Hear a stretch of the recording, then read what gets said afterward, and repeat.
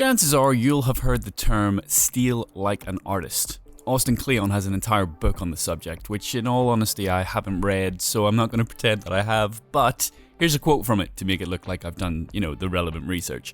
Picasso famously said, "Good artists copy, great artists steal." And another quote from David Bowie, "The only art I'll ever study is stuff that I can steal from."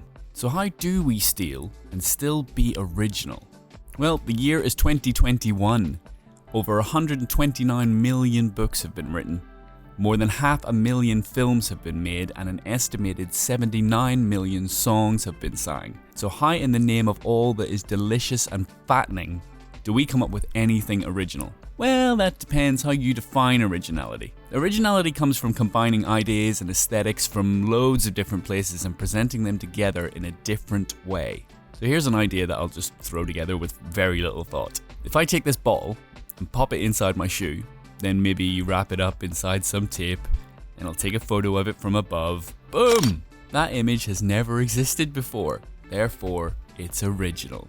Now you would never scroll along and look at this and think, ooh, that's original, because let's face it, it's awful. But the point is, you shouldn't get too hung up on the word original. It's not very useful when you're trying to be creative. Let's face it, if this picture can be described as original, the word is essentially meaningless. When it comes to getting inspired with creative thievery, you're much better concerning yourselves with the following. Don't copy, transform. Never rip anybody off, but take inspiration. And don't steal from one, steal from many.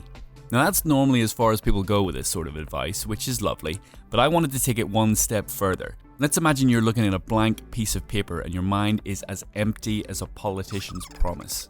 You start flicking through websites in the desperate hope of stumbling across some inspiration. You see a few things you really like, but you can't quite connect the dots as to how you could use them to steal an idea for yourself.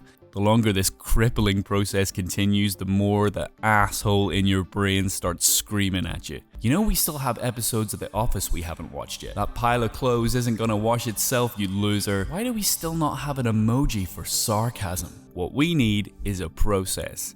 A process to help us steal ideas and turn them into our own. So I've created one. Allow me to introduce you to the creative thief sheet. Here's how it works. First, we need to break down exactly what makes an image great, or at least great to you, because, that's subjective. First, we have the story. What story is the image telling you, and why does that resonate with you? Subject. This is relating to the main focal point of the image, whether it's a person, a building, something in nature, and why is that appealing? Emotion.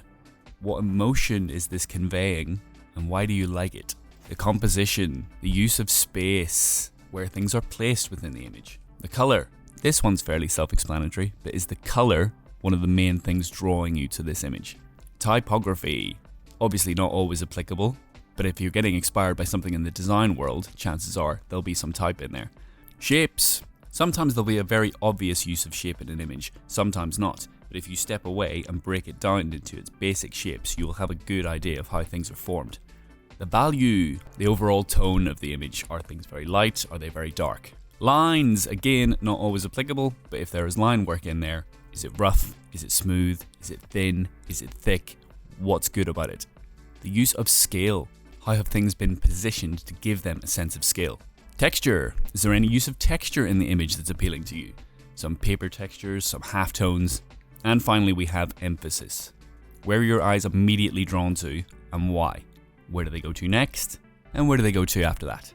So now that we have all of that figured out, let's put it all on our cheat sheet, along with some space to plonk on a few reference images and some lines to write some notes.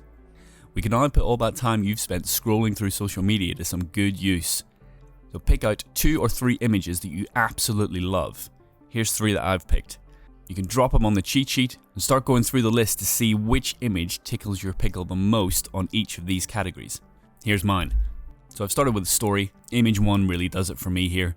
You're not getting past me, life's obstacles in the way, this big foreboding character in the background. So after I've made my note, I'll just change the dot here just so I know exactly which one out of the 3 I'm talking about. Then I'll go through each one just to see which image is standing out in each one of these areas. Where's the emotion?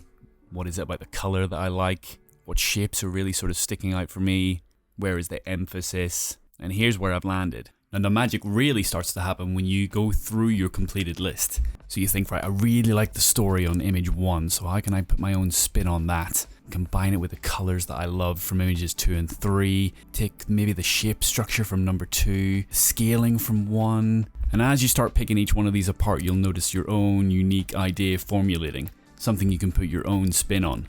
I'm going to create a separate video where I create the piece that these 3 images have ultimately inspired. And to make this even easier in the future, most websites let you create lists or collections that you can name and save images into for reference later. If you create one for each of the categories on the sheet, when you see something that really grabs you with its color, for example, you can chuck it in the color list.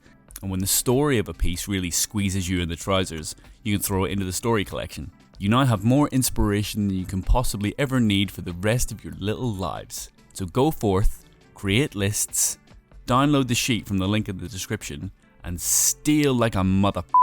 And for the love of God, will someone create an emoji for sarcasm? Goodbye!